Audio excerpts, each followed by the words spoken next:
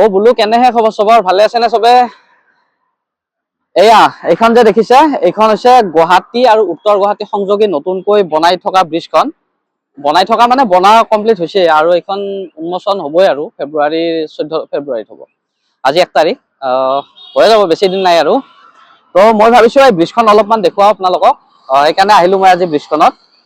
চাওঁ উঠিব দিয়ে নে নিদিয়ে। যদি দিয়েতো ভালেই হ'ল, আপোনালোকক দেখুৱাব পাৰিম। তথাপি মই ওচৰলৈ গৈ আছো, দেখুৱাই আছো। আৰু এইখিনি জেগা দেখিছে নে গাইছ, কি ধুনীয়া। তো বলক একেলগে যাওঁ। এই ঠাইখিনি গাইছ মজা লাগে। মাছ খোৱা পোৱাৰ আগে আগে এই ঠাইখিনি, এই ব্ৰিজখনৰ পৰা আহিলে শ্লাইড ডাউন এইখিনি কি মজা লাগে ৰে। আৰু বানপানীৰ সময়ত কেনেকুৱা লাগিব ভাবকচোন এবাৰ। পানী যেতিয়া ইয়াত আহিব, ওপৰত আহিব, ব্ৰিজখনৰ প্ৰায় ওচৰত আহিব, কেনেকুৱা লাগিব এইখিনি ঠাই।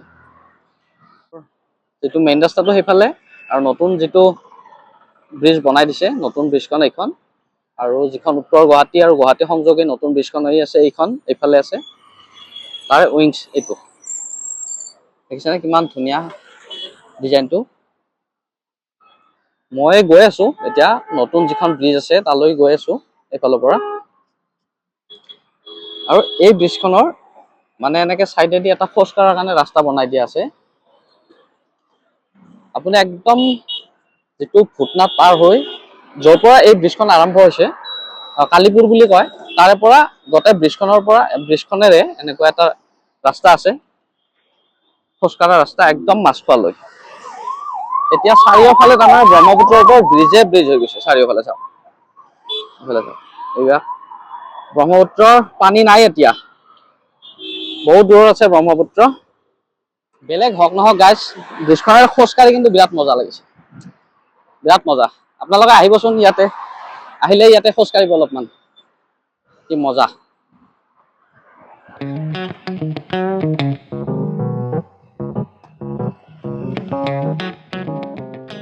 তো গাইজ মই এয়া ব্ৰিজখনৰ সন্মুখলৈ আহিছো, যিখন নতুন ব্ৰিজখন যিহেতু। ভিতৰলৈ সোমাব নিদিয়ে, চিকিউৰিটি আছে, পুলিচো আছে এইফালে। তো ওচৰত যাব পাৰিলে ভাল লাগিল হয়। এইখন ব্ৰিজৰ কাৰণে মই বুলি নহয়, বহুত মানুহ পুৰা এক্সাইটেড হৈ আছে তাৰমানে, এই ব্ৰিজখন কেতিয়া খুলিব কেতিয়া খুলিব।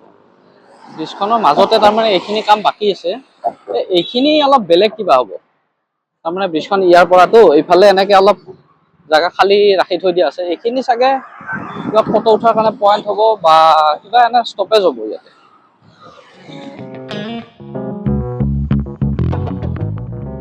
এইফালেও সোমাব নিদিয়ে, এইফালেও বন্ধ, মানে নিদিয়ে আৰু উঠিব ওপৰত।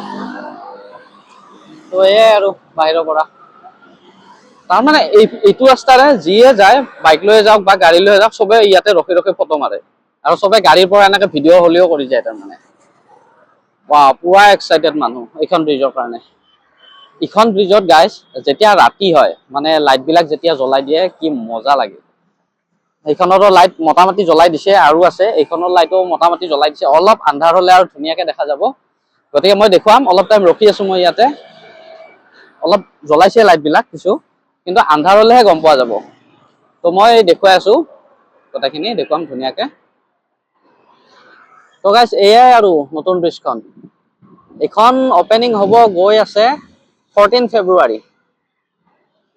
আজি 1 ফেব্ৰুৱাৰী, তো বেছি দিন নাই আৰু অতি শীঘ্ৰেই অপেনিং হ'ব এইখন ধুনীয়া ব্ৰিজখন।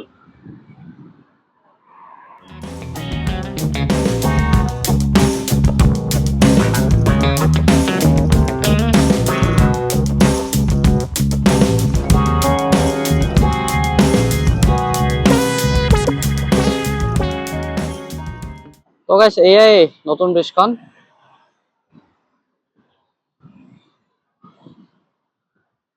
এইখনে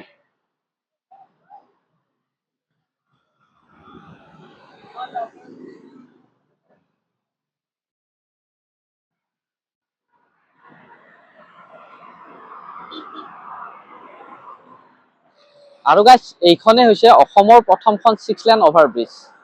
এইখন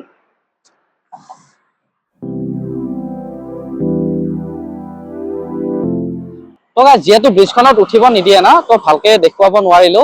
যেতিয়া 14 তাৰিখে অপেনিং হ'ব সিদিনা মই ধুনীয়াকে দেখাম গোটেই ব্ৰিজখন। তো আজিলৈ এইখিনিয়ে আৰু। Okay, bye bye.